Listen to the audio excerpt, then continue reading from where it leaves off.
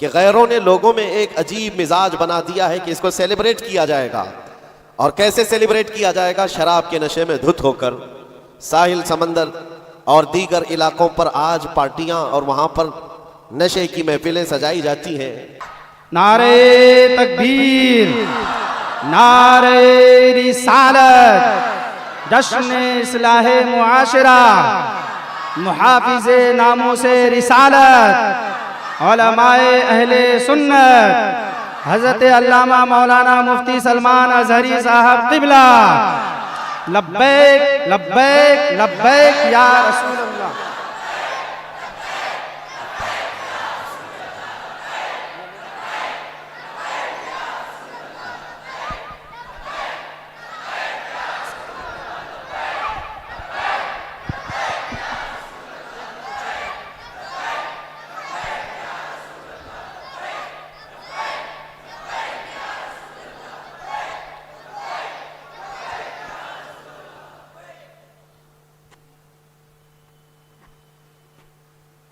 برادران ملت اسلامیہ، خواہران ملت اسلامیہ،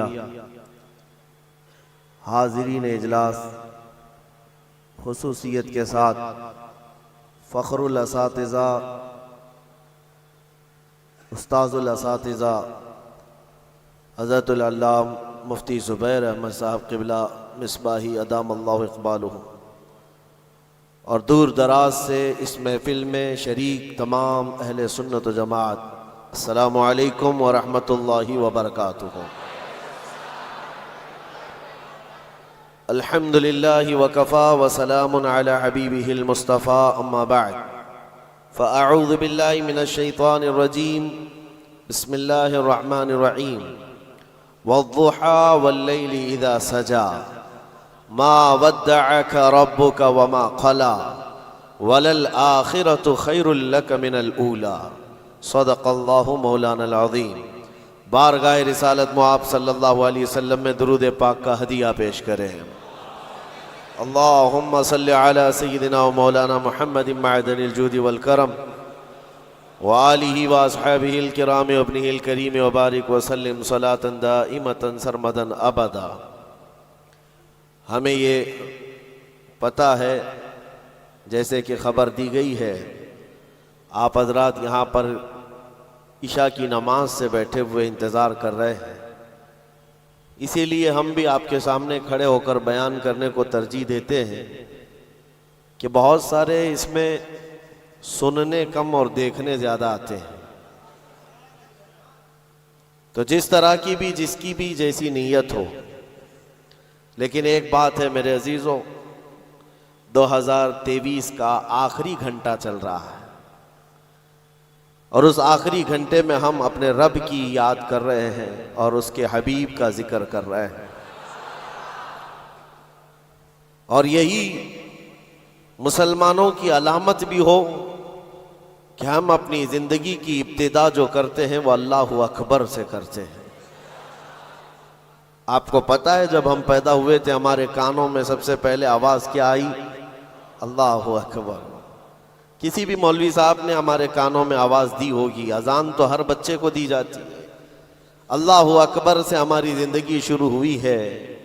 اور جب انتقال ہو جائے، جنازہ تیار کر کے لایا جائے، امام کے سامنے رکھا جائے، امام سب سے پہلے ہاتھ باندھتے ہوئے کیا کہتا ہے؟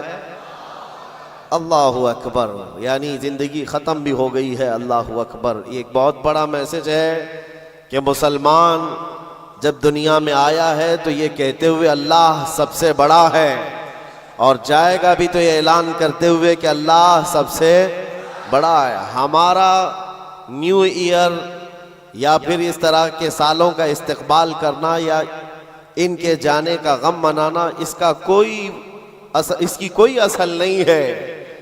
یہ سال کا آخری گھنٹہ ہم تو صرف اس لیے یہاں پر جمع ہیں کہ غیروں نے لوگوں میں ایک عجیب مزاج بنا دیا ہے کہ اس کو سیلیبریٹ کیا جائے گا.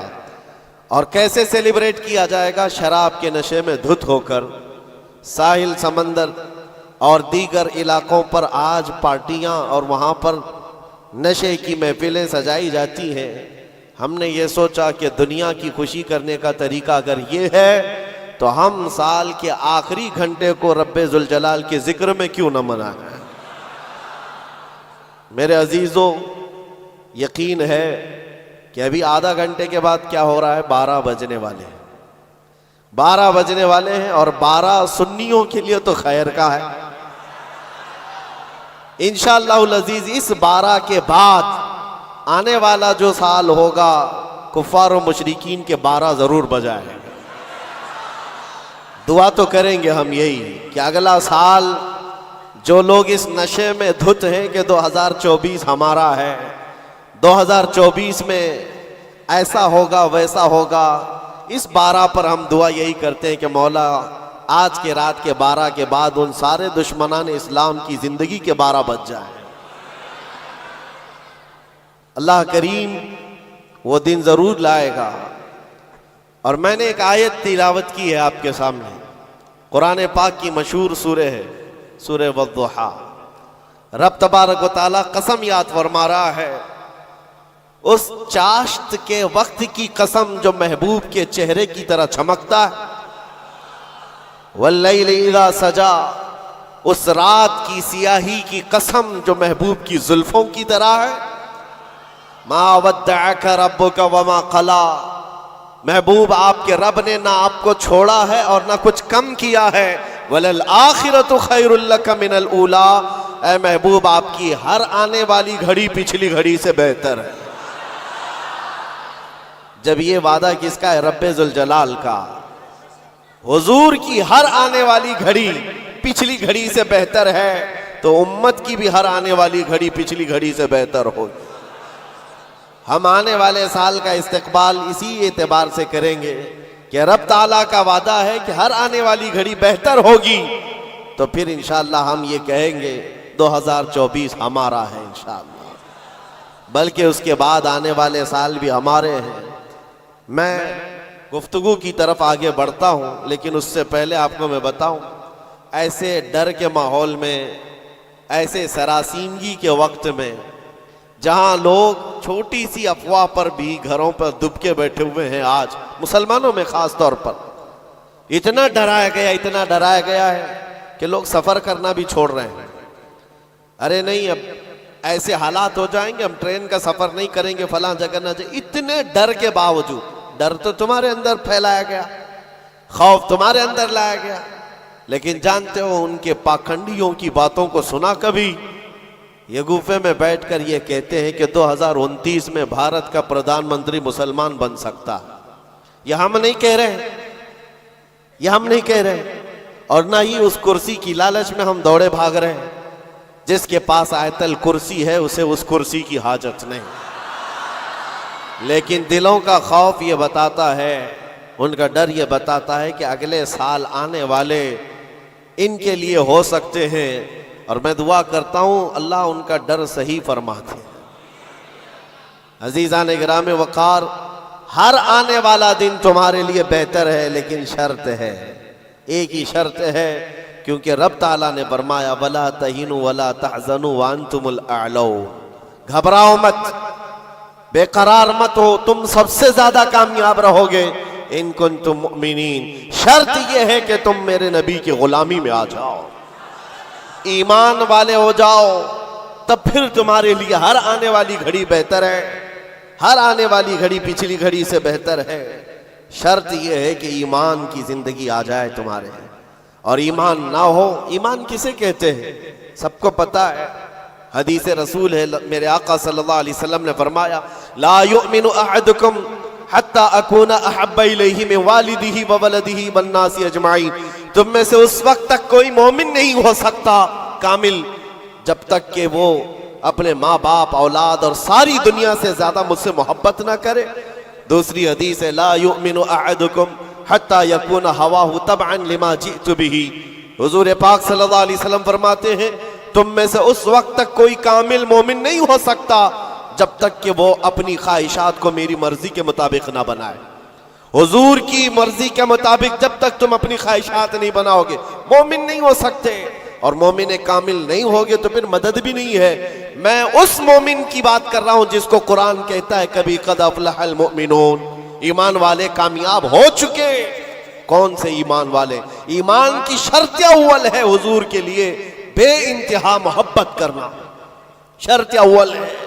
اب آئیے ہم آج کی اس رات میں تذکرہ ان لوگوں کا کریں جن کا ذکر ہمارے ایمان کی جلا کا سبب ہے، وہ دیوان گانے عشق رسول جنہوں نے اپنی زندگیاں حضور کے قدموں میں نچھاور کر دی۔ میں نے آج یہ سوچا کہ ان کی بارگاہوں میں خراج عقیدت پیش کرتے ہوئے جوانوں کے لیے مثال رکھوں۔ آج کے نوجوان آئیڈیل کس کو سمجھیں گے؟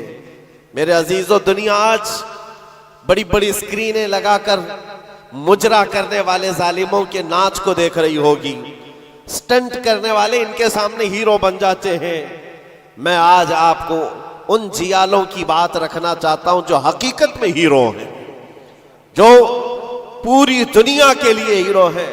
اس بطل جلیل کا ایک نام کافی ہے، خالد بن ولید۔ اس کی مثال دنیا لانے سے قاصر ہے۔ میرے عزیزوں، میری پوری گفتگو کا خلاصہ صرف اتنی بات پر ہوگا جو بریلی کے امام نے پکار کر کہا تھا، پھر کے گلی گلی تباہ، ٹھوکریں سب کی کھائی کیوں، دل کو جو عقل دے خدا تیری گلی سے جائے کیوں۔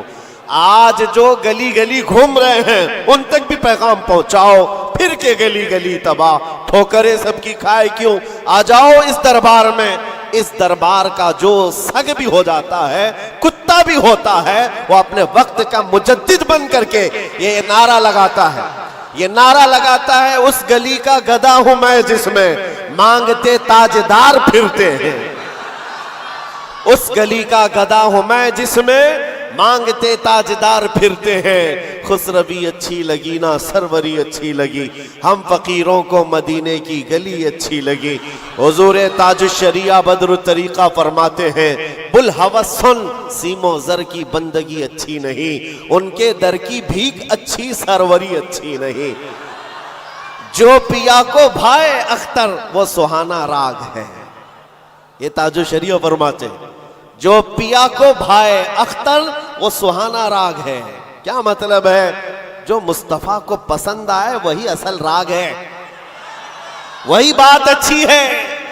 جو پیا کو بھائے اختر وہ سہانا راگ ہے، جس سے ناخوش ہو پیا وہ راگنی اچھی نہیں، جس سے ناخوش ہو پیا وہ راگنی اچھی نہیں۔ پیا حضور کے بارگاہ میں استعارتاً کہا گیا ہے۔ حضور کو جو چیز ناپسند ہے وہ ہمارے لیے اچھی ہے ہی نہیں۔ یہی تو بریلی کا مزاج ہے۔ کہتے ہیں نا تاج الشریعہ رحمت اللہ تعالی علیہ کہ نبی سے ہو جو بیگانہ اسے دل سے جدا کر دے، پدر مادر برادر جان و مال ان پر فدا کر دے۔ یہ سارے اشعار کا لب لباب خلاصہ کیا ہے؟ اس کا خلاصہ یہی ہے جو صحابہ کا نعرہ تھا، ہونا یہ پھول تو بلبل کا ترنم بھی نہ ہو، چمن دہر میں کلیوں کا تبسم بھی نہ ہونا یہ ساقی تو میں بھی نہ ہو، خم بھی نہ ہو، بزم توحید دنیا میں نہ ہو، تم بھی نہ ہو۔ خیمہ افلاک کا استادہ اسی نام سے ہے، نبض ہستی تپش آمادہ اسی نام سے ہے۔ دشت میں دامن کوثر میں میدان میں ہے، بحر میں موج کی آغوش میں طوفان میں ہے، چین کے شہر مراکش کے بیابان میں ہے، وہی نام پوشیدہ ہر مسلمان کے ایمان میں ہے۔ اور وہ جو نہ ہو تو اور وہ جو نہ تھے تو۔ یہ سارے اشعار کے بعد اب آؤ میں گفتگو کو آگے بڑھاتا ہوں۔ اسی بات پر توجہ رکھنا، پھر کے گلی گلی تباہ، ٹھوکریں سب کی۔ اگر کسی کو ٹھوکر لگی ہے تو وہ دل پر ہاتھ رکھ کر آ جائے۔ آج میں ان جیالوں کی طرف چلتا ہوں۔ یمن کا ایک قبیلہ بنو اسد ایک قبیلہ ہے جس میں رہنے والے ایک شخص ہے حارثہ، اور ان کی بیوی، چھوٹا سا ایک کنبہ، چھوٹا سا ایک خاندان، 3 بچے تھے۔ حارثہ اور ان کی بیوی اور 3 بچے۔ یہ یمن کا رہنے والا ایک قبیلہ ہے۔ عورت اپنے 3 بچوں کو لے کر میکے جا رہی تھی، اور بڑا بیٹا جو اس وقت عمر کا 8 سال کا تھا، زید نام تھا، قافلے پر اچانک ڈاکوؤں کا حملہ ہوا اور مال لوٹ لیا گیا، اور ساتھ ہی ڈاکوؤں نے یہ زید نامی چھوٹے سے بچے کو، 8 سال کے بچے کو بھی گرفتار کر لیا۔ ایک ماں کا کلیجہ دہل گیا کہ میرے 8 سالہ بچے کو مجھ سے چھینا گیا، باقی 2 بچے تو ساتھ تھے۔ ماں کی کیفیت ایسی تھی کہ پہاڑوں پر چڑھ جاتی، چیختی تھی، اور عربی میں جو اشعار کہتی تھی، اللہ اکبر، آج بھی موجود ہے۔ یمن کی رہنے والی یہ خاتون پہاڑوں پر جا کر پکارتی تھی کہ کوئی میرے زید کو دیکھا ہے تو مجھے بتا دے۔ اور جب خبر باپ کو آ کر لگی، باپ جان نچھاور کرتا تھا اپنے بیٹے زید پر، باپ کی ایسی کیفیت کہ کھانا چھوڑ دیا اور مزاج میں تبدیلی ایسی آ گئی کہ لوگوں سے ملنا تک چھوڑ دیا اپنے بیٹے کی جدائی کے غم میں۔ یمن والے کہتے تھے کہ حارثہ کا بیٹا جو گم ہوا یوسف گم گشتہ ہے، یعنی ایک دوسرا یوسف ہے۔ جیسے حضرت یعقوب علیہ السلام کے بیٹے یوسف کی علیہ السلام کی دوری ہوئی تھی تو آپ نے غم کیا تھا، حارثہ نے اپنے بیٹے زید کی جدائی میں بہت رویا۔ اور وہ اشعار جو عربی میں لکھے جاتے تھے، یمن میں جب وہ اشعار پڑھتے تو اپنے جو دشمن ہوتے وہ بھی رو پڑتے تھے۔ باپ کی جدائی کے غم کے اشعار لوگوں کو رلاتے تھے۔ زمانہ گزر گیا، اب ڈاکوؤں نے اس زید کا کیا کیا تھا، کچھ سال اپنے پاس رکھا، اور عکاظ کے میلے میں، مکہ کے قریب ایک میلہ لگتا تھا، اور اس میلے میں لا کر زید کو غلام بنا کر بیچ دیا۔ جب بیچا تو یہ زید غلام بن کر کے کس کے حوالے آیا؟ خدیجہ بنت خویلد، ام المومنین حضرت خدیجہ رضی اللہ تعالیٰ عنہا کے گھر، حضرت حکیم بن حزام کے ذریعے سے۔ جب یہ غلام حضرت خدیجہ کے گھر آیا تو اس وقت 15-16 سال کی عمر تھی۔ پہلی نظر مصطفیٰ کریم کی پڑی تھی۔ رسول رحمت صلی اللہ تعالیٰ علیہ وسلم نے حضرت خدیجہ کے گھر اس نوجوان کو دیکھا، ادب میں کامل تھا، گفتگو کے سلیقے اچھے تھے، لوگوں سے ملاقات کے طور طریقے بتاتے، بڑا خاندانی آدمی۔ جب یہ پہلی نظر میرے مصطفیٰ کریم صلی اللہ علیہ وسلم کی پڑی تو ام المومنین خدیجہ سے کہا، میرے آقا نے اگر آپ بہتر سمجھیں تو یہ غلام میرے حوالے کر دیں۔ کیا قسمت ہے جس کو خود رسول اللہ خرید لیا، زید کو خرید لیا، بلکہ تحفتاً حضور کو دے دیا گیا۔ غلامی کا دور ہے۔ زید یہی وہ حارثہ کے بیٹے ہیں، نبی مکرم صلی اللہ تعالیٰ علیہ وسلم کے حوالے آ گئے، دن رات مصطفیٰ کریم کے ساتھ گزر رہے ہیں۔ تربیت بھی کسی نے؟ سرور انبیاء نے کی، اور نوجوان کے طور طریقے ایسے۔ میرے عزیزو، آپ کو پتہ ہے یہ وہ زید ہے جس کے بارے میں آپ کو بتاؤں۔ حضور پاک صلی اللہ تعالیٰ علیہ وسلم کے چند دنوں کے بعد مکہ میں مشہور ہو گئے، محمد صلی اللہ تعالیٰ علیہ وسلم کا اگر کوئی محبوب ہے تو وہ زید ہے۔ حضرت ابو بکر صدیق رضی اللہ تعالیٰ عنہ بھی اس بارے میں فرماتے کہ زید کو جو قرابت تھی اس پر مجھے رشک تھا حضور اکرم صلی اللہ علیہ وسلم کا۔ اب زمانہ بیتتا گیا، زید کے گھر چھوٹے، خاندان چھوٹا، ماں چھوٹی، باپ چھوٹے، غلامی کا دور چل رہا ہے۔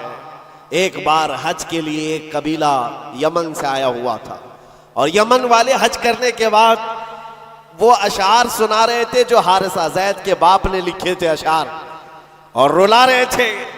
وہاں جب یہ قبیلہ یمن کے وہ اشعار پڑھ کر کے سنا رہا تھا، یہی زید وہاں سے گزر رہے تھے۔ یمن والوں نے دیکھا، پہلی نظر میں پہچان لیا، یہ وہ زید ہے جس کا باپ پورے یمن کو رلاتا ہے اس کی جدائی میں۔ یہ مکہ حرم کعبہ کے پاس کیا کر رہا ہے؟ لوگوں سے پوچھا کون ہے، لوگوں سے پوچھ کر کے زید کو بلایا گیا، پوچھا تمہارا نام کا؟ زید، باپ کا نام حارثہ۔ لوگوں نے کہا تجھے پتہ بھی ہے تیری ماں کا کیا حال ہے، تیرے باپ کا کیا حال ہے؟ تیری ماں روز پہاڑوں پر چڑھ جاتی ہے، آسمان کو پکارتی ہے کہ آسمان بتا میرا زید زندہ ہے تو میں جینے کی تمنا رکھوں۔ باپ تیرا اشعار لکھ کر کے یمن کو رلاتا ہے۔ زید نے کہا کہ ہو سکتا ہے، لیکن جاؤ، اگر میرے ماں باپ اس غم میں روتے ہیں تو ان کو میرا سلام کہنا، اور یوں کہنا کہ انہیں گم گشتہ اونٹ کی طرح مجھے تلاش نہ کرے، اس لیے کہ ان کا زید ان کی گود سے کئی بہتر گود میں ہے۔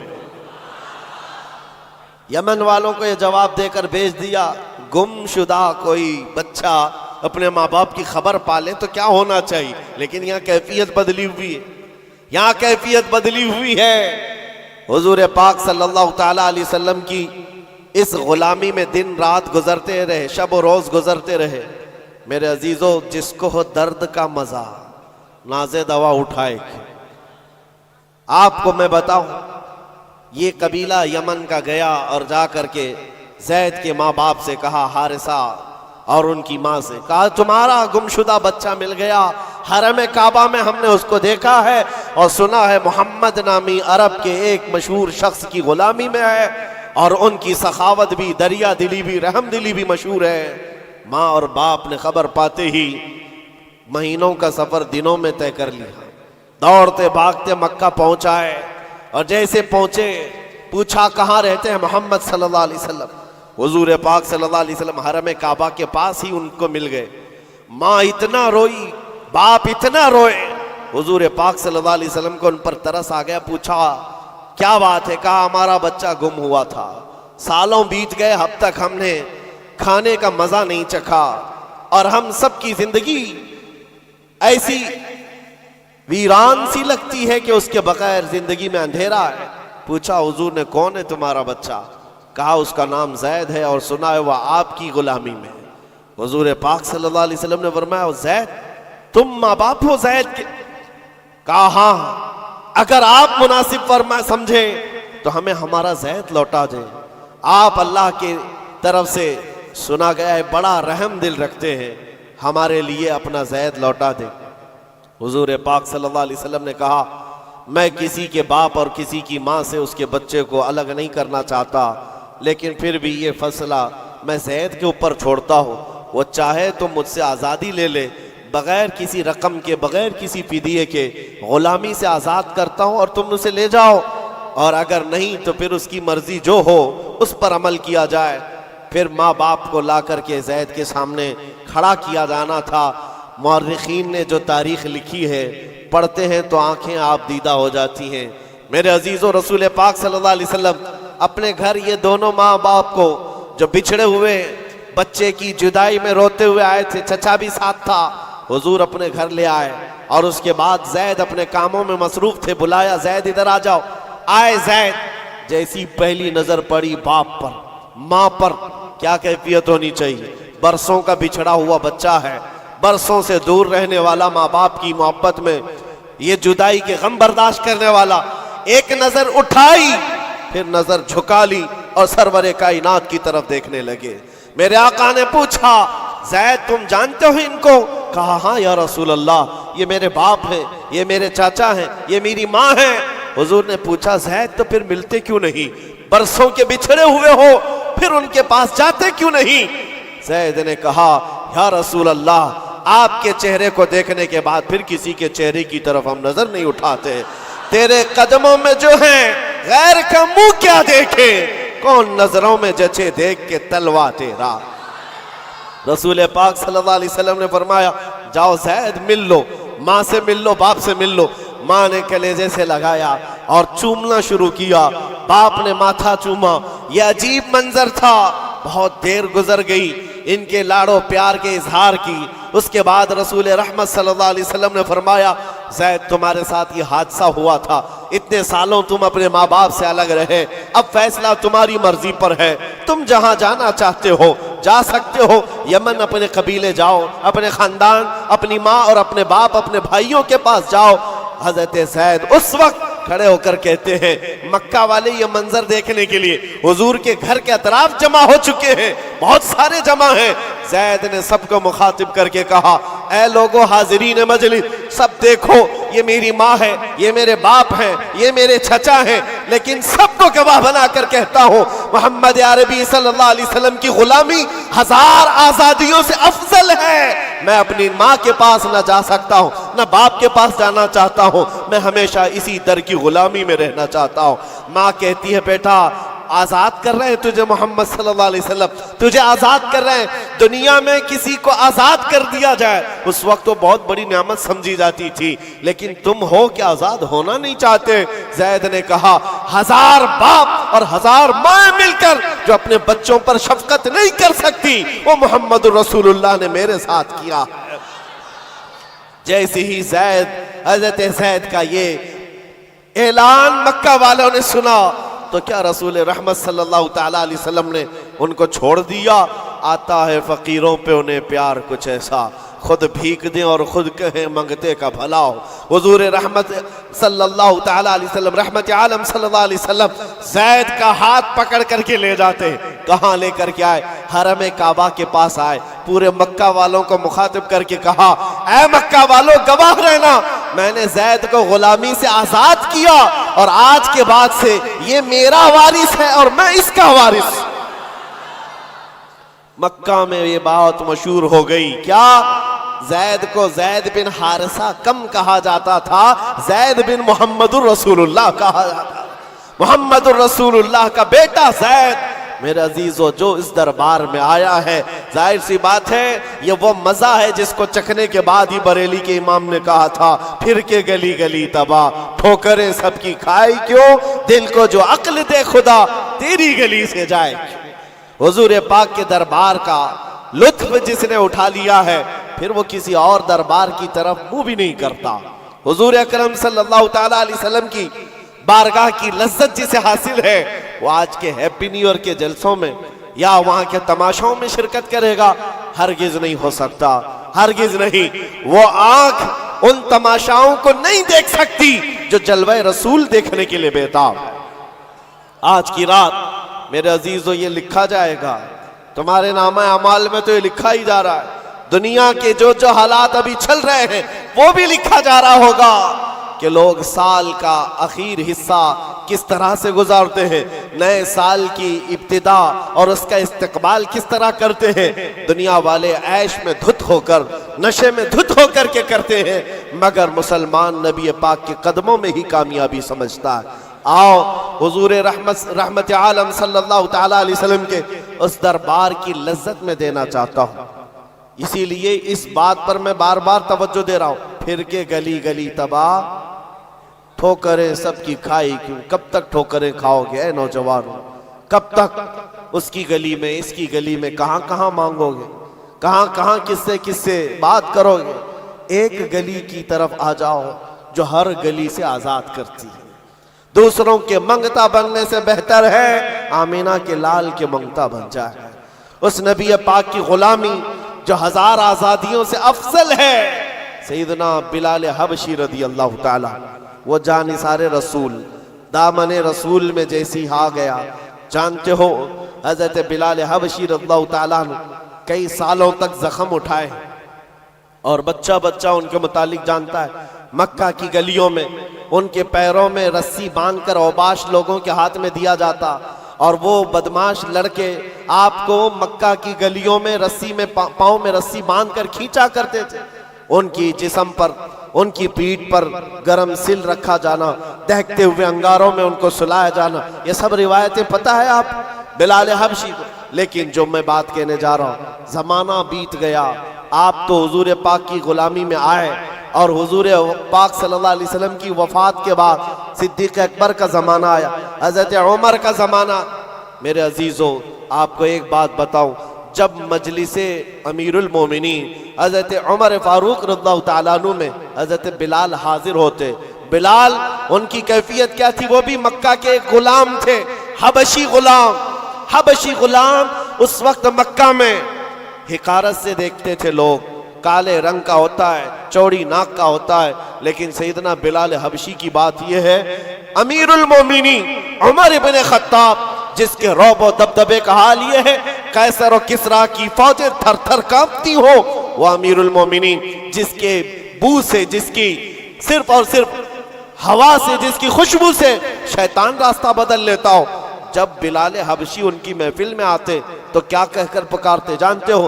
یا سیدنا بلال، یا سیدنا بلال، اے ہمارے آقا بلال آئیے، اے ہمارے آقا بلال آئیے۔ حضرت بلال کہتے، حضور یہ آپ کی زبان سے اچھا نہیں لگتا، میں غلام ہوں، مجھے غلام کہہ کر پکارے، آپ سیدنا کہتے۔ کون کہہ رہا ہے سیدنا؟ عمر ابن خطاب۔ کس کو کہہ رہے؟ بلال حبشی کو۔ سیدنا بلال آئیے۔ حضرت بلال جب کہتے امیر المومنین آپ یہ نہ کہیں سیدنا، مجھ کو غلام کہہ کر پکارے، حضرت عمر کیا کہتے تھے؟ آئیے آپ کو میں بتاؤں، क्यों सैयदना बिलाल कहकर पुकारता हूँ, आप अपना जुब्बा उठाएं। जब वो जुब्बा उठाते, उनकी पीठ पर जो दागे हुए निशान थे, हज़रत उमर उसको बोसा लेते थे और चूमते थे और कहते, ऐ बिलाल, जो रसूलुल्लाह की मोहब्बत में जख्म तुमने खाए, वो जख्म हमने नहीं खाए हैं। जिसको हो दर्द का मजा, नाज़े दवा उठाए क्यों। अजीज़ा ने गिरामी वक़ार, मकाम और मर्तबे में वही बुलंद था जो दरबार रिसालत में आपका और उस गली का गधा बन करके पूरी जिंदगी गुजारता रहा। एक दो नहीं, कई मिसालें आपको मैं बताऊं। एक साहबी हैं मुसअब बिन उमैर, ये रसूल पाक सल्लल्लाहु ताला अलैहि वसल्लम के एम्बेसडर कहलाते थे, तर्जुमाने रसूल थे, सफीर रसूल थे। इनकी कैफियत क्या है, अल्लाहु अकबर। तारीख में लिखा है, ये 27 साल के कड़ियल जवान और मक्का में ऐसे लिबास पहनते थे कि रेशम का लिबास, इनका लिबास मशहूर था। और मक्का की गलियों में जब घूमते थे, इनका इतर जो लगाते, पूरी गलियों में खुशबू आती। महंगा लिबास पहनते, महंगा अतर इस्तेमाल करते। दामन मुस्तफ़ा से जब वाबस्ता हुए, ये मुसअब बिन उमैर, उनकी माँ भी काफिरा है, बाप भी काफिर है और सख्त तरीन दुश्मनाने रसूल हैं। शुरू में आपने अपना इस्लाम छुपाए रखा। चंद दिनों के बाद एक दिन उस्मान बिन तलहा ने देख लिया, जो खलील बरदार काबा थे, जाकर इनकी माँ से कहा, तू क्या घर पर बैठी रहती है, तेरा बेटा तो मोहम्मद के दीन को इख्तियार कर चुका है। माँ को इतना बुरा लगा ये जुमला। जब मुसअब बिन उमैर आए तो उनसे पूछा कि क्या तुमने मोहम्मद अरबी का दीन कबूल कर लिया है। आपने बरजस्ता कहा, हाँ, उस रसूल पाक सल्लल्लाहु अलैहि वसल्लम के दीन में दाखिल हुआ जो बंदों की इबादत से निकाल कर खालिक की इबादत की तरफ ले जाता है। आपका ये जुमला माँ बाप को शाक गुजरा, मारना शुरू किया, इतना मारा जख्मी कर दिया। उसके बाद मुसअब बिन उमैर घर से निकले, रोज मार खाते थे, रोज अपनी माँ से भी और अपने बाप से भी कोड़े भी खाते थे। दरबार रसूल में जब आते तो जख्मी हालत में आते, कपड़े भी उनके जख्मों से फटे हुए होते। हुजूर पाक सल्लल्लाहु अलैहि वसल्लम ने फरमाया, मुसअब तुम यहाँ से हबशा चले जाओ, हबशा हिजरत करके चले जाओ। माँ बाप वतन सब छोड़कर हबशा की तरफ चले गए। चंद महीने वहां रुके, वापस आए, फिर दोबारा हबशा की हिजरत किया। नबी करीम सल्लल्लाहु ताला अलैहि वसल्लम का ये जानिसार हिजरत पर हिजरत करता रहा। एक वक्त ऐसा आया था कि नबी पाक सल्लल्लाहु ताला अलैहि वसल्लम ने मदीने हिजरत करने से पहले अपना सफीर बनाकर किसी को भेजा था, तो मुसअब बिन उमैर थे। मदीने आए थे, गली गली में जाते थे, घर घर को खटखटाते थे। एक साल के अंदर 73 सहाबा को मदीने के वो हुजूर के पाक की बारगाह में लाकर गुलाम बना दिया था। नबी पाक सल्लल्लाहु ताला अलैहि वसल्लम के दरबार के ऐसे गुलाम बनाए, आम लोग नहीं है। साद बिन उबादा, साद बिन मुआज, ये अंसार कबीलों के सरदारों को इस्लाम पहुंचाने वाला वो कड़ियल जवान। मैं बात किस लिए कर रहा हूं, सुनो जरा, जिंदगी थोड़ी सी मुझे बतानी जरूरी है। वो मुसअब बिन उमैर जो रेशम का लिबास पहनता, जो महंगे ऊद और अतर इस्तेमाल करता, दामन मुस्तफा में आया है, हिजरत पर हिजरत है, वतन छूटा है, कभी हबशा के चक्कर, कभी अफ्रीका के चक्कर, और उसके बाद कभी यसरब, यहाँ पर आप आकर आबाद होते रहे।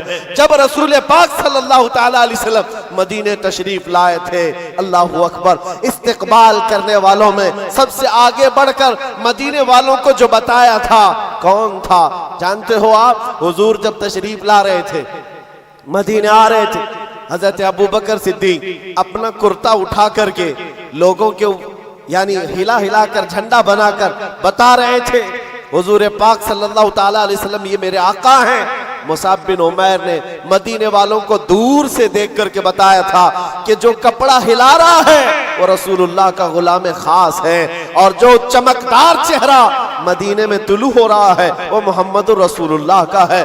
मुसअब बिन उमैर ये मदीने तैयबा में सफीर इस्लाम है, सफीर रसूल है। थोड़े दिनों की बात है मेरे अजीजों, जैसे ही हुजूर तशरीफ लाए, जानते हो हुजूर के पास जिस वक्त वो आए थे मदीने में, मेरे आका सल्लल्लाहु अलैहि वसल्लम की आंखों में आंसू आ गए मुसअब बिन उमैर को देखकर। किस वजह से? सहाबा कहते हैं मुसअब बिन उमैर के पूरे जिस्म में पहनने के लिए कोई कपड़ा नहीं था, एक बकरी की खाल को लपेट करके उस पर कांटे लगा लिए थे। बकरी की खाल, और जगह जगह से वो भी फटी हुई है। وہ پہن کر کے حضور کے بارگاہ میں آئے. میرے آقا صلی اللہ علیہ وسلم انہیں دیکھ کر رو پڑے. لوگوں سے کہا جانتے ہو یہ میرا مصعب, یہ مکہ کی گلیوں میں جب چلتا تھا اس کے عطر کی خوشبو پوری گلیوں میں ہوتی, سب سے مہنگا لباس پہنتا, ریشم کا لباس پہننے والا مصعب بن عمیر آج بکری کی ایک کھال میں اپنا جسم چھپا رہا ہے. عزیزان گرامی وقار, ساری عیش کی زندگی ترک کیا تھا صرف اسی گلی کے لیے. پھر کے گلی گلی تباہ, ٹھوکریں سب کی کھائی کیوں, دل کو جو عقل دے خدا تیری گلی سے جائے کیوں. نبی رحمت صلی اللہ تعالی علیہ وسلم نے اپنی چادر اٹھا کر ان کو عطا کی تھی اور اس چادر کو لے کر زندگی بھر گزارتے رہے. جب جنگ احد کا موقع آیا, بدر میں شریک رہے, احد میں آئے, سنو اس مصعب بن عمیر کی زندگی بتا رہا ہوں. نوجوانوں تمہیں ایسا لگتا ہے زندگی کی عیش یہی اصل ہے, تم آج اگر ایک وقت کا کھانا نہیں ملتا تو چھڑ جاتے ہو, تمہاری پسند کے کپڑے نہیں ملتے گھر چھوڑ کر بھاگ جاتے ہیں. کچھ لڑکیاں تو آج یہ کہتی ہے میرا باپ مجھے کیا دلاتا ہے, یہ آج 6 مہینے کا جو اس کا فرینڈ بنا ہے یہ اس کو اچھے خاصے کپڑے دلا رہا ہے. یہ سب تو آج معیار بنا ہوا ہے جینے کا. اس مصعب بن عمیر کی زندگی صرف اس لیے بتا رہا ہوں, عیش و عشرت کو ترک کیا تھا اس رسول پاک صلی اللہ تعالی علیہ وسلم کی غلامی میں. جانتے ہو احد کے میدان میں ایک وقت ایسا آیا کہ شیطان نے افواہ گرم کر دی تھی کہ محمد رسول اللہ کا انتقال ہو گیا صلی اللہ علیہ وسلم. معاذ اللہ, جیسی یہ خبر پھیلی صحابہ کرام کی 2 جماعتیں ہو گئی. 2 جماعتیں کیسے؟ بعض صحابہ نے کہا آپ تلوار اٹھا کر کے کیا کریں گے, چلو مدینے واپس چلتے ہیں. حضور پاک صلی اللہ تعالی علیہ وسلم کا اگر انتقال ہو گیا, وصال ہو گیا ہے تو کیا کریں گے. کچھ تو تلوار اٹھانے کو یہ کہہ کر چھوڑ دیے, اور لیکن دوسری جماعت یہ تھی جو یہ کہہ رہے تھے کہ ٹھیک کہا تم نے, رسول پاک صلی اللہ علیہ وسلم کے پاس ان کے بعد تلوار اٹھا کر کرنا کیا ہے. لیکن مصعب بن عمیر کا ایک جملہ تھا جو احد کے میدان میں گونج رہا تھا, اے لوگوں یہ کیوں نہیں سوچتے رسول اللہ کے بعد جینے کا کیا مطلب ہے. اگر رسول اللہ نہیں ہے تو پھر جی کر کے مطلب کیا, اٹھاؤ تلوار. تو یہ چند لوگوں کی جو جماعت کی سپہ سالاری کر رہے تھے اس وقت میدان میں مصعب بن عمیر جھنڈا ہاتھ میں پکڑا تھا.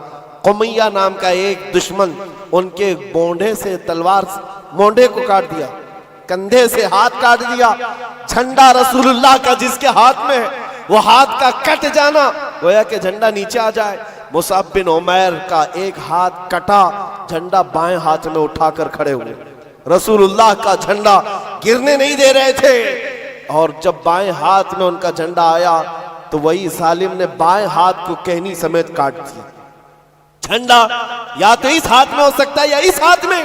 تاریخ اسلام کی سچے اور آگ کی سرگردانی کرو تو پتہ چلے مصعب بن عمیر نے کٹے ہوئے بازوؤں سے اس پرچم کو پکڑا تھا, سینے میں دبا کر, اپنی ٹھوڑی کے نیچے دبا کر حضور کے پرچم کو نیچے نہیں آنے دینا چاہتے. جس کے ادھر کا بازو کٹ گیا ہو, ادھر کا ہاتھ کٹ گیا ہو, کٹے ہوئے ہاتھوں سے. اور اسی احد کے میدان میں ظالموں نے جب دیکھا کہ یہ جھنڈا نیچے آنے نہیں دیتا, سینے پر بہت تیز بھالا مارا, نیزہ مارا. اس وقت آپ نے پکار کر کہا احد کے میدان میں, یہ نہیں کہ لوگوں میرا ہاتھ کٹ گیا, لوگوں میرا بازو کٹ گیا, لوگوں میرے سینے پر دشمنوں نے نیزہ مارا. نہیں, احد کے میدان میں مصعب بن عمیر پکار رہے تھے میرا کوئی ساتھی قریب ہے تو آ جائے, مجھے نہ سنبھالے رسول اللہ کا جھنڈا سنبھال لے, میں اسے آخری سانس تک نیچے آنے نہیں دینا چاہتا. حضور پاک صلی اللہ تعالی علیہ وسلم کے پرچم کو نیچے آنے نہیں دینا چاہتے. ان کے بھائی تھے, انہوں نے اٹھا لیا. حضرت مصعب بن عمیر احد کے میدان میں شہید ہو گئے. جانتے ہو رسول پاک صلی اللہ علیہ وسلم ساری لاشوں کو جب جمع کر رہے تھے, مصعب بن عمیر کے پاس آئے اور پھر کہا اے مصعب بن عمیر, وہ سفیر اسلام ہے, رسول اللہ کا ترجمان ہے. من المؤمنین رجال صدقوا ما عاہدوا اللہ علیہ, مومنین میں سے کچھ لوگ وہ ہیں جنہوں نے اللہ سے کیا ہوا وعدہ پورا کر دیا ہے. اور اس کے بعد ان کے دفن کا طریقہ بھی ہے. اللہ اکبر. رسول پاک صلی اللہ علیہ وسلم نے فرمایا ان کو دفن کرو, ان کو دفن کرو. जब इनको दफन करने की बात आई तो आपका जिस्म छुपाने के लिए सहाबा कोशिश करते रहे। जब उनका सर छुपाया जाता तो नीचे से खुल जाता, और जब नीचे का हिस्सा छुपाते तो सर का हिस्सा खुल जाता। कपड़ा इतना नहीं था आपके पास, कपड़ा इतना नहीं था। नबी पाक सल्लल्लाहु ताला अलैहि वसल्लम के पास सहाबा ने कहा इतना ही कपड़ा मुसाब के पास रह गया। हुजूर पाक सल्लल्लाहु अलैहि वसल्लम ने फरमाया मुसाब के पास एक छोटा टुकड़ा है, वो दुनिया से एक छोटा टुकड़ा लिए जा रहा है और साथ में रसूलुल्लाह को लिए जा रहा है, मुहम्मदुर रसूलुल्लाह को साथ लिए जा रहा है। इस घर घास उनके कदमों पर रखकर दफन किया गया। फिर मैं कहता हूं मेरे अजीजों, वो कौन से जवान थे जिन्होंने अपनी जिंदगी को निछावर कर दिया था उन कदमों में, ऐश और इशरत को तर्क कर दिया था। उनके महंगे लिबास, उनकी महंगी खुशबुएं, सारी चीजें दरबारे रिसालत में वक्फ हो गई थी सिर्फ नबी पाक सल्लल्लाहु अलैहि वसल्लम की रजा के लिए। आज आपसे हम ये नहीं कहते कि हलाल चीजें छोड़ दो, पहनना छोड़ दो, ओढ़ना छोड़ दो, नहीं, कम अज कम हुजूर पाक के अगर गुलाम हो तो हराम चीजों को तो छोड़ सकते हो। लिबास अच्छा पहनो, खुशबू इस्तेमाल करो, इसकी ममानियत नहीं है। लेकिन ऐ नौजवानों, अगर हुजूर की गुलामी का दावा करते हो तो हम चाहते हैं तुम्हारे कान फिर ये गंदे नगमे क्यों सुनते हैं, ये गालियां तुम्हारी जुबानों से निकलती कैसे हैं, ये तुम आवारा गर्दी में अपनी आंखें बहकाते कैसे हो, तुम्हारे ये जिस्म का हर अज़ू गुनाहों की गम्माजी क्यों कर रहा है। नबी रहमत सल्लल्लाहु अलैहि वसल्लम के गुलाम हो तो फिर आओ मेरे अजीजों, उस दरबार की गुलामी की लज्जत जिसे मिल जाए। अल्लाहु अकबर। मैं सच कहता हूं, इकबाल ने एक जुमला कहा था, इकबाल के अशार बहुत मानाखेज है। कहा था कि ये गाजी ये तेरे पुरअसरार बंदे जिन्हें तूने बख्शा है ज़ौक़े खुदाई, दो नीम इनकी ठोकर में दरिया व सहरा, सिमट कर पहाड़ उनकी हैबत से राई। और फिर इकबाल जो कहता है, दो आलम से करती है बेगाना दिल को, अजब चीज है लज्जत आशनाई। दो आलम से करती है बेगाना दिल को, अजब चीज है लज्जत आशनाई। जिसको हुजूर पाक की आशनाई की लज्जत मिली है, पूरी दुनिया से उसे बेखबर कर देती। मैं अब साल की इब्तिदा हो गई, उन जानिसारों की बात मैं कर रहा हूं जिन्होंने रसूल पाक सल्लल्लाहु अलैहि वसल्लम की गुलामी की लज्जत महसूस की है। उहद के मैदान में जाने से पहले दो गहरे यार, बहुत गहरे दोस्त क्या दुआ कर रहे हैं बताऊं आप? साद इब्न अबी वक्कास, अब्दुल्ला बिन जहश, ये दो नाम याद रखना है नौजवानों, जिनको कहते हैं ना जिगरी यार। उठना बैठना साथ में, खाना पीना साथ में, रात को चलना फिरना साथ में, कहीं कुछ मशवरे करना हो साथ में। साद इब्न अबी वक्कास और अब्दुल्ला बिन जहश, इन दोनों की दोस्ती बड़ी मशहूर थी, बहुत मशहूर थी। लेकिन उहद के मैदान में जाने से पहले अल्लाहु अकबर, दुआ क्या कर रहे हैं सुनो। दोनों आए, मुसल्ला बिछाए, रात का वक्त है। साद इब्न अबी वक्कास कहते हैं, मेरे भाई अब्दुल्ला, मैं दुआ करूंगा तुम आमीन कहना। अब्दुल्ला बिन जहश कहते हैं, ठीक है मैं भी दुआ करूंगा तुम आमीन कहना। दोनों मुसल्ला बिछाकर बैठे, दुआ क्या कर रहे हैं? साद बिन अबी वक्कास ने पहले हाथ उठाया और कहा, ऐ अल्लाह, कल उहद के मैदान में जब हम उतरेंगे तेरे रसूल पाक सल्लल्लाहु ताला अलैहि वसल्लम की हिमायत के लिए, हम अपनी जानें कुर्बान करने के लिए मैदान में आएंगे। मौला, मेरा मुकाबला किसी ऐसे सख्त दुश्मन के साथ करा जो सबसे बड़ा पहलवान हो, सबसे बड़ा पहलवान हो। तमन्ना तो देखो हुजूर के गुलाम की कैसी, तमन्ना कैसी। कल जो सबसे बड़ा दुश्मन होगा उससे मेरा मुकाबला करा दे मौला। फिर क्या करेगा? साद इब्न अबी वक्कास कहते हैं, मौला जब वो तेरे हबीब का दुश्मन सामने आए, कभी मैं उसको दाएं से मारूं, कभी बाएं से मारूं, कभी आगे से मारूं, कभी पीछे से मारूं, और उसको गिराकर उसके नेज़े पर झंडा गाड़ कर कहूं, लब्बैक या रसूल अल्लाह। रसूल पाक की सर बुलंदी का ऐलान करूं। ये दुआ तो देखे, दुआएं कैसी कैसी हैं। उलमाओं की तमन्ना ये नहीं है हालात कुछ हो गए तो मैं छुप करके कहीं पनाह ले लूंगा। जंग के हालात मेरे अजीजों क्रिकेट का मैदान नहीं है, सर हथेली में लिए जाने का मंजर होता है, जान लेकर जाते हैं। لیکن تمنا بھی کیا ہے؟ چھوٹے سپاہی سے لڑنے کا نہیں ہے، چھٹ پٹ وارداتیں نہیں ہیں۔ سعد بن ابی وقاص کہتے ہیں سب سے بڑا پہلوان جو ہوگا میرا اس سے مقابلہ ہو جائے۔ دعا کر کے ان کے دوست، جگری دوست ہیں عبداللہ بن جہش، آمین کہہ رہے، آمین کہہ رہے۔ اب سنو، جب ان کی دعا ختم ہو گئی، عبداللہ بن جہش کہتے اے سعد اب میں دعا کرتا ہوں تم آمین کہو۔ اللہ اللہ، دعائیں کیسی! جانثاران رسول عبداللہ بن جہش ہاتھ اٹھاتے ہیں اور کہتے ہیں بارگاہ رب العزت میں مولا کریم جب کل کی صبح تیرے رسول کے ساتھ ہم میدان میں جائیں، اے رب ذوالجلال اسلام کی سربلندی کے لیے، تیرے نبی کے ناموس کی حفاظت کے لیے لڑنے کے لیے جب میں میدان میں آؤں تو کیا ہو مولا دشمنوں سے میرا مقابلہ ہو جائے اور دشمنوں کی صفوں میں گھر جاؤں۔ کبھی دشمن مجھے سامنے سے مارے، کبھی پیچھے سے مارے، کبھی دائیں سے مارے، کبھی بائیں سے مارے اور مجھے مار مار کر ٹکڑے کریں اور پھر میرے ہر ٹکڑے سے آواز آئے تیرا رسول سر بلند ہے، اسلام سر بلند ہے۔ دعا ان کی یہ ہے۔ سعد بن ابی وقاص آمین کہہ رہے ہیں، ایک بڑے دشمن سے مقابلہ کرنے کی دعا کر رہا ہے اور دوسرا محبت مصطفیٰ میں زخم کھا کھا کر مرنے کی دعا کر رہا ہے۔ صبح ہوئی، احد کے میدان میں جب پہنچے عزیزان گرامی وقار، بات ایسی تھی سعد بن ابی وقاص صف میں سب سے پہلے آگے آئے تھے۔ اس وقت دشمنوں میں سے جو اس وقت سب سے بڑا پہلوان تھا سعد بن ابی وقاص کے سامنے آیا، جس کو کہا جاتا تھا 1000 انسانوں کی طاقت رکھتا ہے۔ سعد بن ابی وقاص اس کو دیکھتے ہی کہتے ہیں تو نہیں آیا، میرے رب نے بھیجا ہے، اس لیے کہ رات کو میں نے دعا کی تھی جو تمہارا سب سے بڑا پہلوان ہوگا میں اس سے مقابلہ کروں گا۔ سعد بن ابی وقاص نے دعا کی تھی، مولا نے سامنا کرا دیا۔ اب شروع ہو گئے تیر چلنا اور نیزے چلنا۔ سعد بن ابی وقاص کے تیر ایسے تیر تھے، کبھی سامنے سے جاتے، کبھی دائیں سے، کبھی بائیں سے، بجلیوں کی طرح آواز کرتے، اس دشمن کے سینے میں پیوست ہوتے۔ جانتے ہو یہ سعد بن ابی وقاص کون ہے؟ تیر چلاتے تھے تو پیچھے سے رسول اللہ آواز دیتے تھے بی ابی انت و امی ارمی یا سعد، اے سعد تیرے تیر چلا تجھ پر میرے ماں باپ قربان۔ تنہا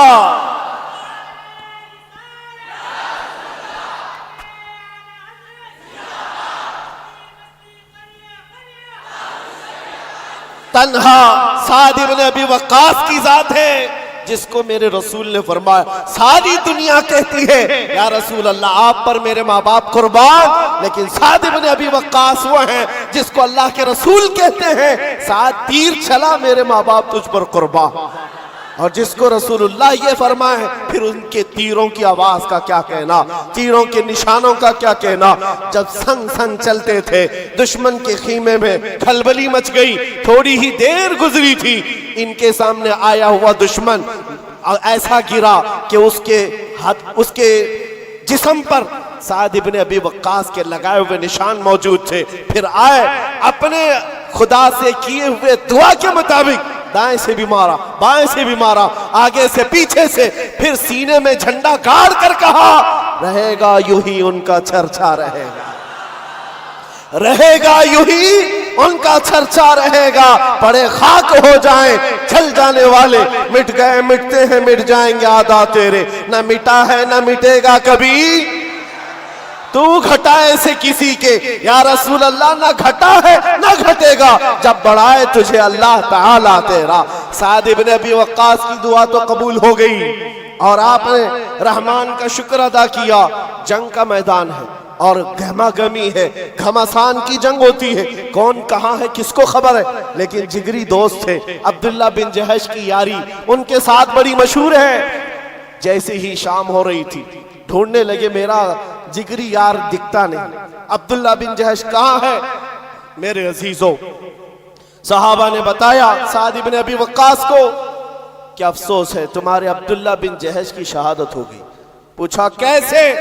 کہا وہ جب لوگوں میں مشہور ہو گئی تھی افواہ کہ رسول اللہ کا قتل ہو گیا، عبداللہ بن جہش نے ادھر ادھر کچھ نہیں دیکھا، دشمنوں کے نرغے میں دوڑتے ہوئے چلے گئے اور ایسے اندھادھند ان سے لڑتے رہے، نہ وہ پیچھے کی طرف دیکھتے، نہ ادھر نہ ادھر، دشمنوں نے گھیر لیا عبداللہ بن جہش کو، دائیں سے مار رہے تھے، بائیں سے مار رہے تھے، سامنے سے مار رہے تھے، پیچھے سے مار رہے تھے۔ عبداللہ بن جہش کے جسم کے 80 ٹکڑے کر دیے گئے تھے، اور ایک ایک ٹکڑے کو رسیوں میں پیرو کر کافروں نے ہار بنا کر پہن لیا تھا۔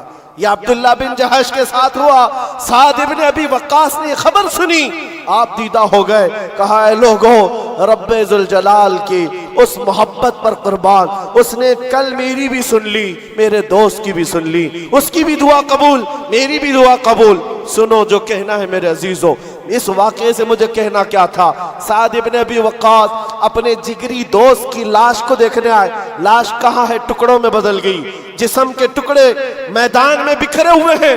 قریب آئے، ان ٹکڑوں کو اٹھایا، اپنے جگری دوست کے جس کے ساتھ اٹھنا بیٹھنا ہے، بہت قریبی یاری ہے، ٹکڑوں کو اٹھایا، ہاتھ میں رکھا، دیکھا ٹکڑے ابھی گرم ہے، گوشت گرم ہے، ہل رہا ہے۔ سعد ابن ابی وقاص نے اپنے دوست عبداللہ بن جہش کو مخاطب کر کے کہا، اے عبداللہ، کیا کمال کی بات ہے، کل رات ہم نے بھی دعا کی، تم نے بھی دعا کی، رب تبارک و تعالیٰ سے میں نے دعا کیا تھا بڑے پہلوان سے میرا مقابلہ ہو جائے، رب نے سن لیا، بڑا پہلوان آیا، میں نے اس کو ہر طرف سے مارا اور پرچم اسلام بلند کیا، اور تو نے دعا کی تھی ہر طرف سے تجھ پر تیر آئے اور تیرے ٹکڑے ہو جائیں، رب نے تیری بھی سن لی، لیکن قسم رب ذوالجلال کی، اے عبداللہ، تیری دعا میری دعا سے افضل تھی، تیری دعا میری دعا سے افضل تھی، اس لیے کہ دشمن کو مارنے کا مزہ اور ہے، ان کی محبت میں مر جانے کا مزہ اور ہے۔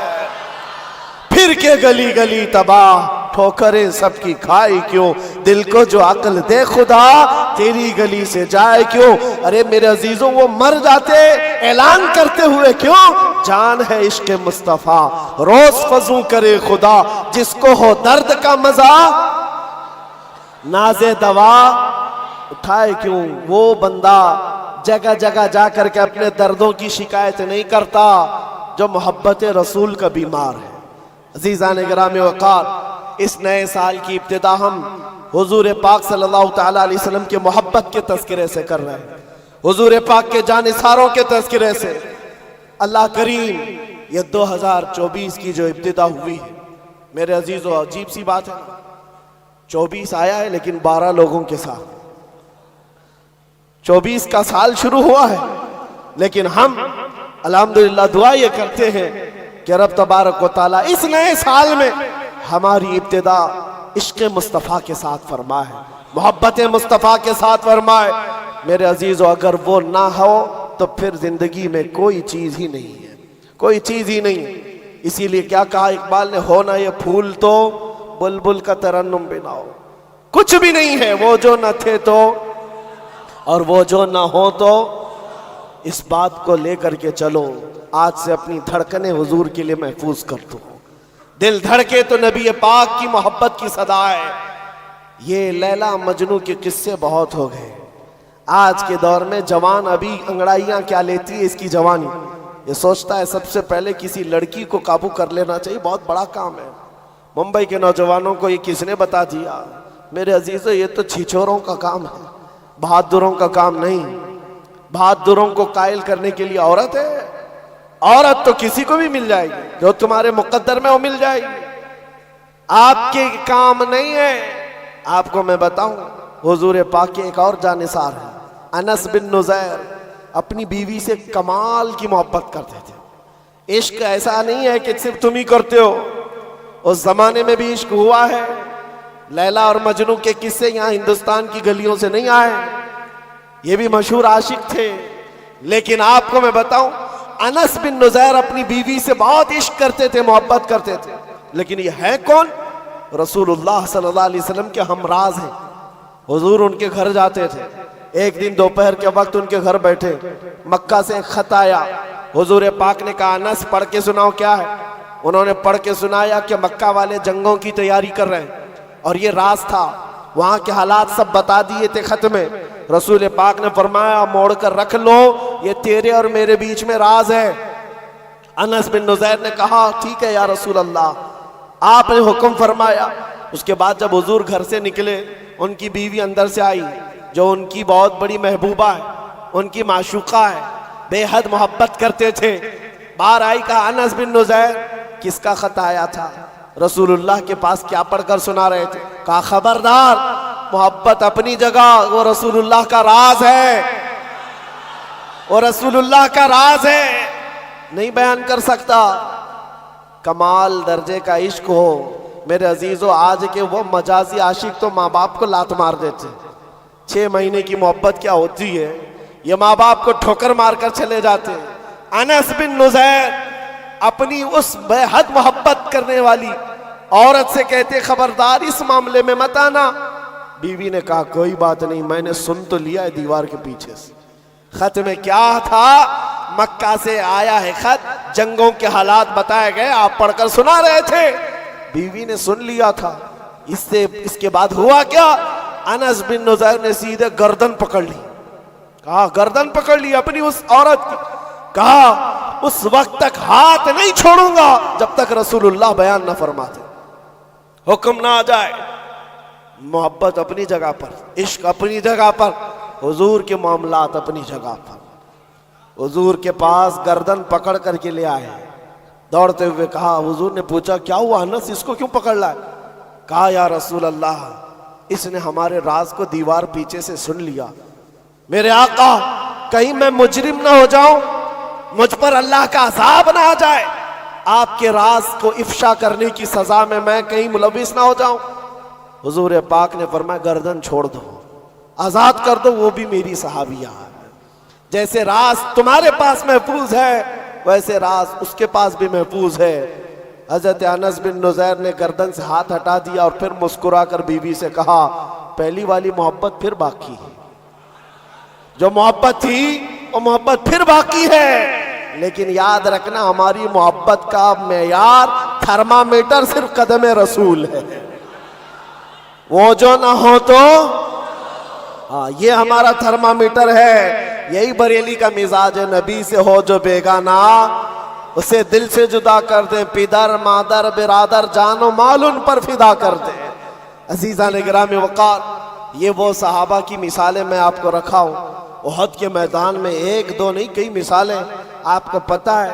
وہ دولہا بھی شریک ہوا احد کے میدان جس کی آج شادی ہوئی اور سہاگ رات منا رہا اپنی بیوی کے ساتھ، اور شب باشی کرنے کے بعد اٹھ کر دوڑا میدان میں آ گیا جس دن اس کا ولیمہ ہے، اور احد کے میدان میں تلوار لیے لڑ رہا ہے اور شہید بھی ہو گیا. کون ہے ایسا جو اپنے ولیمے کے دن شہادت پا رہا ہو؟ ولیمہ ہے، کل شادی ہوئی ہے، بیوی کو گھر لایا ہے، لیکن ایسا نہیں ہے کہ بیوی کو بغیر بتائے چھپائے پلاننگ کر کے بھاگ آیا ہو. رات کو بستر سے اٹھ کر کے اپنی بیوی سے کہا اے میری شریک حیات، میں نے تجھے دلہن تو بنا لیا لیکن کانوں میں آواز آئی ہے کہ رسول اللہ صلی اللہ علیہ وسلم کے ساتھ سارے مدینے والے نکل پڑے ہیں، لہٰذا میرا گھر میں رہنا کسی حالت صحیح نہیں. چاہو تو طلاق لے لو، عدت کے بعد دوسرا نکاح کر لو، یا تو پھر اللہ کی مرضی پر قائم رہو. وہ خاتون ایسی نہیں تھی. وہ کہتی کہ کہاں سے تم آج کے آج شادی کر کے لائے اور کس کے حوالے چھوڑ جا رہے ہو اور مجھے سہاگن کو ابھاگن بنائے جا رہے ہو؟ نہیں، وہ خاتون ہے مدینے کی، کہتی ہے اے میرے سرتاج غم کس بات کا، آپ مجھے طلاق کی بات کیوں کرتے ہیں؟ جائیں، اللہ کی مرضی پر میں قائم ہوں. اگر آپ لوٹ کر کے آئے تو فخر سے مدینے میں غازی کی بیوی کہلاؤں گی، اور اگر نہیں لوٹے تب بھی فخر سے شہید کی بیوہ کہلاؤں.